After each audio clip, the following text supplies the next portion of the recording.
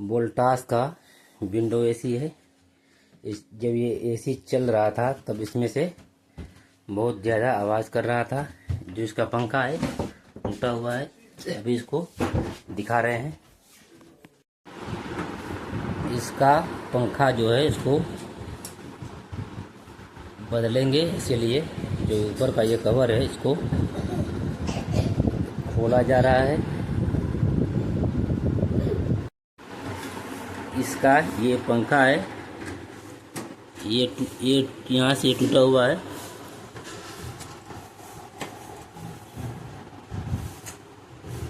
यदि इसको समय से नहीं बदला गया होता तो ये इसमें ये जो पंखा है टूट करके आगे जो कंडेंसर जाली है इसमें जाकर लड़ जाता, जिसकी वजह से जाली ये जो कंडेंसर को भी ये डैमेज कर देता। इस कंडीशन में ये पूरा कंडेंसर को बदलना पड़ता, फिर गैस भरना पड़ता, ज़्यादा खर्च आ जाता।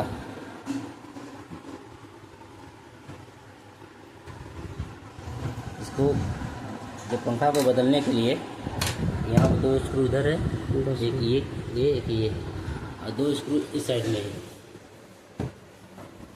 एक यहाँ पर है, ये एक इसके नीचे है। दोनों को खोल करके इस कंडेंसर को उठा करके हल्का सा बेंड करेंगे और पंखा को बाहर निकाल देंगे।